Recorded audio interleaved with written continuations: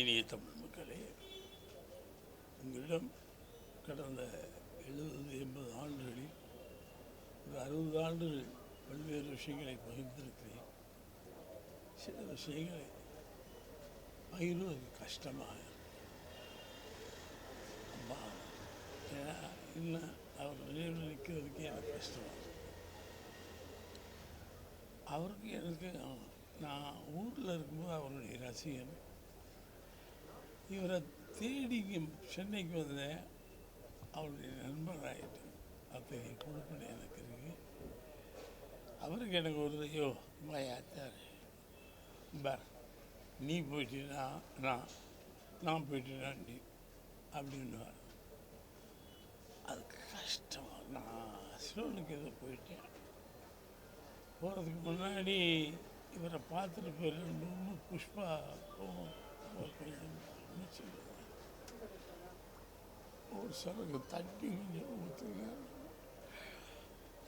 ஒரு சிலருக்கு தண்ணி அவர் வாயில் விட்டு நான் சிலோன் போயிட்டேன். அங்கே இந்த செய்தி கேட்டு ஓடி வர்றேன். மயானத்தில் யாரோ அவர் சொன்ன வார்த்தை, உன்னே நான் போனால் நீ தூக்குவ, நீ போனால் நான் தூக்குவேன்னு சொன்னேன். எல்லாரையும் தள்ளி விட்டுட்டு கடைசியாக அதை நான் செஞ்சேன், தள்ளி விட்டேன். நண்பனா மிகப்பெரிய இயக்கம்னா எனக்கு தெரியாது. அந்த ஒரு சிரிப்பும் வயா தர அது எவனுக்குமே வராது. அந்த அழகிய சிரிப்பு. நான் அவருடைய ஒவ்வொருதையும் நான் படிக்காத அளவுக்கு அவர் படிச்சிருக்காரு. ஆனால் என்னை தூக்கி வச்சு எந்த மேடையிலும் பாரதி உன்னை கைவிட மாட்டேன்னா உன்னை கைவிட மாட்டேன். அந்த நட்பு இன்னைக்கு கஷ்டம். அது மீடியாவில் பேசும்போது கஷ்டம். ஏன்னா ஆளை சொல்லிடும், அப்புறம் இது ஒரு நியூஸாக போட்டுருவீங்க. அழுகை நான் உள்ளதான் வச்சுக்க முடியும்.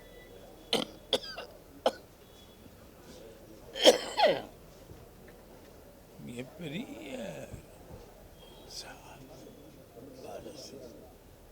பாலச்சந்திரனுக்கு இணையாக இன்னொன்று இந்த ஆண்டுகளையும் நம்ம சொல்ல முடியாது.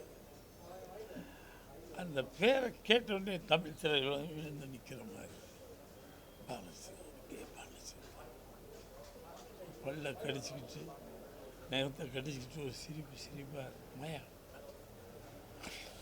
அது இது கிடைக்க கஷ்டம். ஆனால் நான் என் கடமை நான் செஞ்சுட்டேன். கடைசியில் அவர் செய்ய முடியாது போயிட்டார். இல்லைன்னா அவர் தான் இதில் எனக்கு என் கடைசி காலத்தை முடித்து வைக்க வேண்டியவர். பாலச்சந்தருக்கு இதெல்லாம் ஒரு பெரிய விஷயம். இந்த நினைவு நாள் மிகச் சிறப்பாக செய்வார். தமிழ் துறையில் ஒரு மிகப்பெரிய அறிவாளி, அறிவு ஜீவன். ஒவ்வொன்றையும் நுணுக்கமாக பார்ப்பார். Everything should be perfect for you. அப்பேற்பட்ட ஒரு சினிமா திரையுலக மனிதனை நீங்கள் சந்திக்கவே முடியாது. அவருடைய நினைவு நாள் நினைக்கும் போது போகலாமா வேணாமா, போனால் ஏதாவது அழுது வச்சிடும் அவ்வளோ யோசித்தேன். என் நண்பன் மோர் தென் த டைரக்டர், அவர் கூட இருப்பார். எந்த நிமிடத்திலையும் என்னை கைவிட மாட்டார். அவர் இதை கேட்டுட்ருப்பார். பாரதி என்னடா நீ சொன்ன மாதிரி பேசி ஆகணும். இதுக்கு மேல் நான் எனக்கு தெரியல. ஹோல் திரையுலகமே சேர்ந்து ஒரு மிகப்பெரிய ஒரு அவருக்கான நினைவு நாளை நம்ம கொண்டாடணும். ஒரு குறிப்பிட்ட வட்டத்துள்ள இல்லாமல் the whole industry should be அவருடைய நினைவு நாளை கொண்டாடணும். எல்லா சிஷியங்க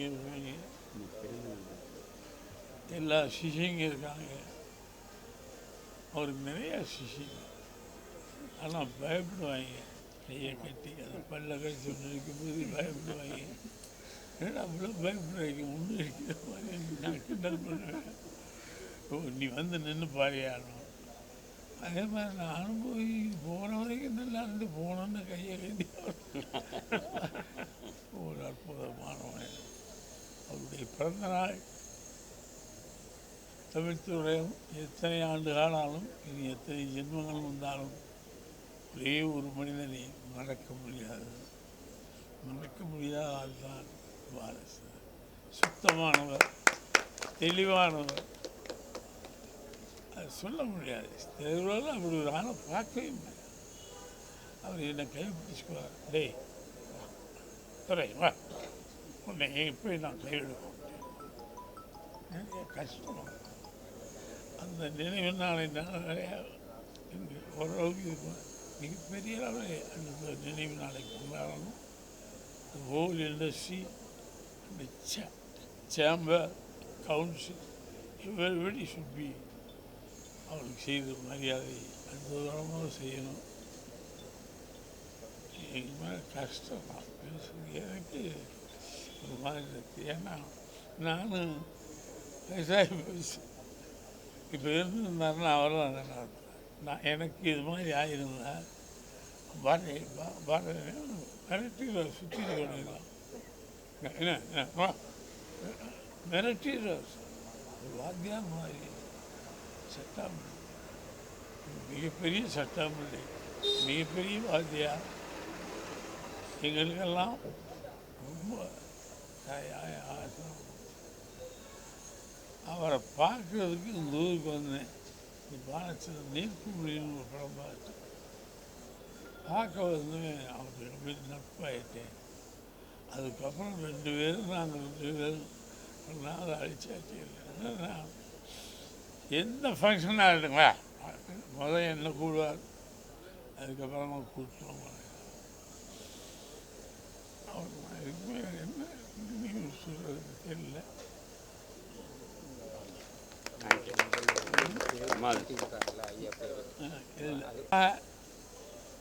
ஸ்டெப் எடுத்து அவருடைய பெயரை நிலைத்து நிற்குமாறு இந்த பெயர் சூட்ட வேண்டும். அவருக்கு சிலை எடுக்கலாம் அரசு சார்பில். ஸ்டாலின் நினைச்சா உதயநிதி ஸ்டாலின். இது திருவள்ளுவத்தில் யாருக்கும் செய்வதில்லை. திருவள்ளுவர் அவருக்கு செய்கிற அந்த முயற்சிங்கிறது இன்னும் பல 100 வருஷங்கள் என் பிள்ளை தலைமுறைக்கு பேசப்பட வைக்கலாம். கஷ்டமாக இருக்கு.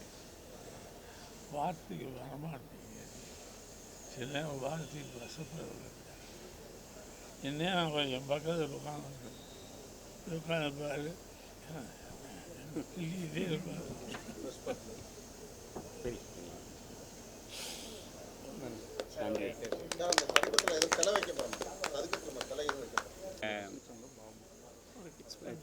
ஆலர்பட் டேர்னிங்கில் ஆலர்பட்டு சதுக்கத்தில் இருக்கக்கூடியதுக்கு திரு கே பாலச்சந்தர் அவர்களுடைய பெயரை சூட்டுறதுக்கு அந்த சிக்னலில் இருக்கக்கூடிய அந்த 1000 சதுரடி பரப்பளவில் இருக்கக்கூடிய அந்த புல்வெளி இருக்கக்கூடிய குட்டி பார்க்குக்கு கே பாலச்சந்தர் அவர்களுடைய பெயரை சூட்டுவதற்கு அரசாங்கம் அரசாணை வெளியிட்டிருக்கிறது.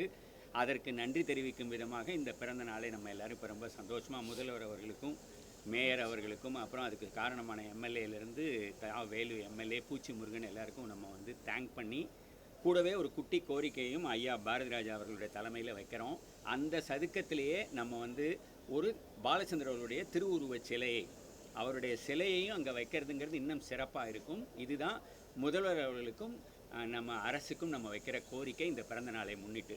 அதை திரு பாரதி ராஜா அவர்களுடைய தலைமையில் இப்போ இங்கே வந்திருக்கிற இந்த பிறந்தநாள் கொண்டாடுற அவங்க குடும்பத்தை சேர்ந்த புஷ்பா அவர்கள் இருக்காங்க, டைரக்டர் சரண் வந்திருக்காரு, எல்லாருமா சேர்ந்து நாங்கள் எல்லோரும் வந்து வைக்கிற ரிக்வெஸ்ட்டு தயவு செய்து பாலச்சந்திரர்களுடைய சிலையும் அங்கே வைக்கிற போது இது இன்னும் சிறப்பாக இருக்கும். அதை தான் பாரதிராஜா சார் அவர்கள் உங்ககிட்ட இப்போ ஒரு கோரிக்கையாக வைக்கிறாங்க. பாலச்சந்திரன் நினைவாற்றலில் எத்தனை தலைமுறை இருந்தாலும் அந்த இடத்தை ஆழ்வப்பட்ட இடத்தை கடக்கும்போது நிமிர்ந்து பார்த்து பாலச்சந்தருக்கு ஒரு வாழ்ந்து இறக்க சொல்லி அதற்கான ஏற்பாடை இந்த அரசு அங்கு ஒரு சிலையை நிறுவி எங்களுக்கு ஒரு கௌரவப்படுத்த வேண்டும். அது தமிழக அரசுக்கே அது ஒரு பெருமை. ஏன்னா ஒரு சினிமா கலைஞர் இந்த அரசியல்வாதிகளில் தலைவர்களுக்கு சிலை வைப்பாங்க. ஒரு சினிமா கலைஞன் சிலை வைக்கிறது சாதாரண. அதுக்கு முதல்வர் அவர்களுக்கு நாம் நன்றி சொல்ல கடமைப்பட்டிருக்கிறோம்.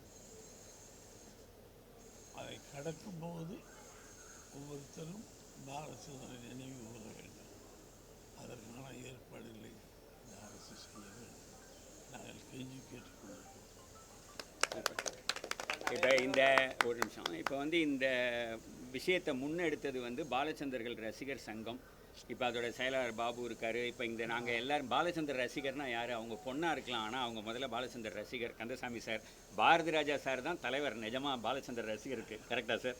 ஸோ நாங்கள்லாம், நான் டேரக்டர் வசந்தே கிடையாது, நான் பாலச்சந்தரோட ஃபேன் இல்லை, ஏசி அப்படி சொல்லணும்.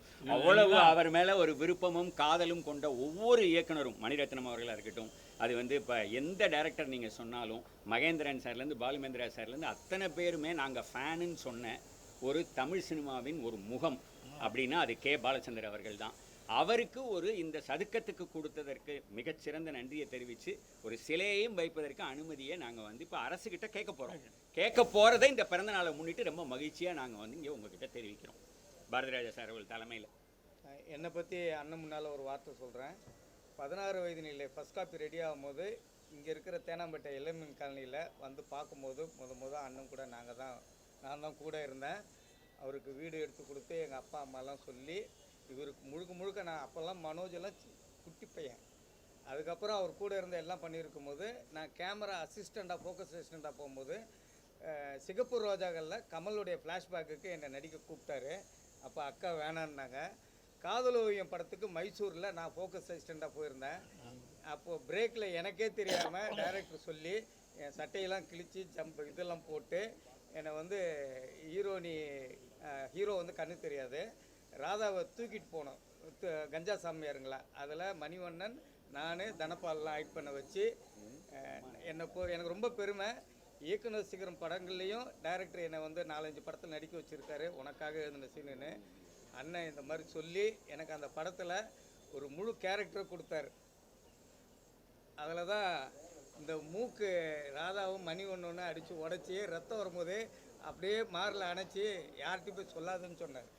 இப்போ இந்த மாதிரி நம்ம எல்லாம் பெருமையை பேச ஆரம்பிச்சா என்ன கூட நடிக்க கூப்பிட்டுருக்காரா? கண்டிப்பாக பாரதி ராஜா சார் வந்து பாலச்சந்தர்ட்ட அசிஸ்டண்டாக இருக்கும்போதே கூப்பிட்டுருக்காரு. இல்லை நிறைய பேர் பாலச்சந்தர் சார் நிறைய பேர் நடிக்க சான்ஸ் கேட்டிருக்காங்க. நாங்களாம் கூட ஒர்க் பண்ணும்போது இருக்கிறவங்களை நடிக்க வச்சவர் கேபி சாரும் அண்ணனும் தான். ஆமாம், ஏன்னா நியூ ஃபேஸஸ் ரொம்ப ஆமாம் நியூ ஃபேஸஸ் இன்ட்ரடியூஸ் பண்ணதில்லை அவர் தான் முதல். ஆமாம் சார். அப்புறம் தான் நான். ஆமாம் சார். ஆமாம். அவர் என்ன ரொம்ப உரிமையோட பேசுவார்.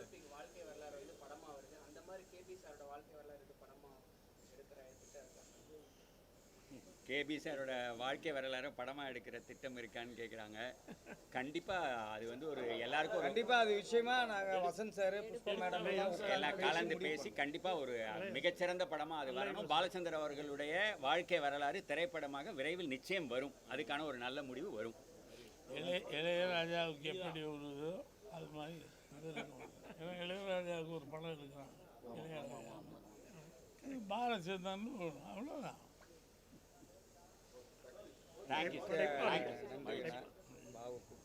என்னடா டேய் எல்லாம் பாலச்சந்தருக்கு பிள்ளைங்க மாதிரி நான் தான் சொன்னேன். அசிஸ்டன் பிள்ளைங்க மாதிரி இருப்பாங்க.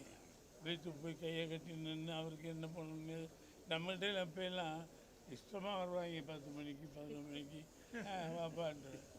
நாங்கள் இப்போ பாலச்சந்திரன் போய் பார்க்கலாம். அவர் வீட்டுக்கு முன்னாடி நிற்பாங்க. என்னை பையை வச்சுக்கிட்டு எங்கேயும் அனுப்ப மாட்டாரா ஒரு வேலைக்கு அப்படியே சிஸ்டர்லாம் பை ஒருத்தன் கிடையாது. இப்போ அந்த விஸ்வாசம் அவர்கிட்ட இருந்து அப்படி இருக்கும்போதே பயப்படுவாங்க பாலச்சந்திரத்தை. அதெல்லாம் இப்போ இல்லை சார்.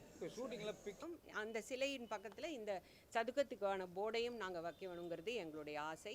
அதையும் நிறைவேற்றுமாறு நாங்கள் கூடிய சீக்கிரம் கேட்டுக்கொள்கிறோம். Thank you so much. வந்து என்னுடைய குருநாதர் சரணோட குருநாதர் எங்கள் குருநாதர் கே பாலச்சந்தர் அவர்களுக்கு 95வது பிறந்த நாள். இதை வந்து ரொம்ப ரொம்ப மகிழ்ச்சியான ஒரு விஷயமாக மாற்றிருக்கிறது. அவர்கிட்ட வந்து பல வருடங்கள் வந்து ஒளிப்பதிவு துறையில் உதவியாளராக வேலை பார்த்த இந்த பாபு, இவர் தான் வந்து பாலச்சந்தர் ரசிகர் சங்கத்தினுடைய செயலாளர். நடிகர் ராஜேஷ் அவர்கள் தலைவராக இருக்கார். அவருக்கு வந்து தமிழ்நாடே ரசிகர்கள் தான், நம்ம ஒவ்வொருத்தரும் அவருடைய ரசிகர்கள் தான். எனக்கு சரணுக்கெல்லாம் கிடைச்ச அதிர்ஷ்டம், அவர்கிட்ட நாங்கள் அசிஸ்டண்ட்டாகவும் வேலை பார்த்தோம். இந்த நேரத்தில் மிகப்பெரிய மகிழ்ச்சியான விஷயம், இந்த ஆழ்வார்பேட்டை அந்த டிராஃபிக் இடத்துக்கு வந்து பாலச்சந்தர் சதுக்கம் அப்படின்னு ஒரு பேர், பாலச்சந்தர் சதுக்கம் அப்படின்னு ஒரு பேரை வைக்கிறதுக்கு மிகப்பெரிய விஷயத்தை செஞ்சிருக்கிற தமிழக முதல்வர் அவர்களுக்கும், மேயர் பிரியாவுக்கும், எம்எல்ஏ திரு வேலு அவர்களுக்கும், பூச்சி முருகன் அவர்களுக்கும், பாலச்சந்தருடைய ரசிகராக நாங்கள் அத்தனை பேரும் மிகப்பெரிய நன்றியை தெரிவிச்சுக்கிறோம். இது ஒரு ரொம்ப ரொம்ப மகிழ்ச்சியான ஒரு தருணம். அந்த இடத்துல அவரோட சிலையை நிறுவனங்கிறதும் எங்களுடைய விருப்பம். அதுக்கான முயற்சிகளையும் நாங்கள் பண்ணிக்கிட்டு இருக்கோம். அந்த ஆழ்வார்பேட்டை சதுக்கத்திலேயே ஒரு பாலச்சந்தர் அவர்களுடைய சிலை வருவது அவ்வளோ முக்கியம். ஏன்னா அது வரலாற்று முக்கியத்துவம் வாய்ந்த ஒரு விஷயம்.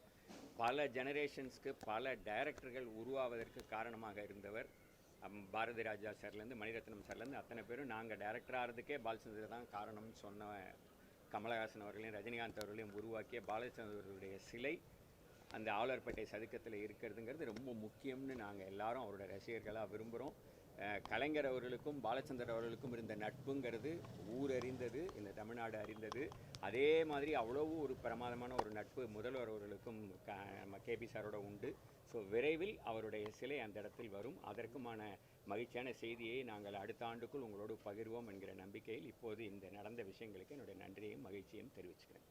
முதற்கண் என்னுடைய நன்றியை மாண்புமிகு தமிழக முதல்வர் அவர்களுக்கும், தமிழக அரசுக்கும், மேயர் அவர்களுக்கும் மற்றும் பூச்சி முருகன் அவர்களுக்கும், எம்எல்ஏ திரு வேலு அவர்களுக்கும் நன்றியை தெரிவித்துக் கொள்கிறோம்.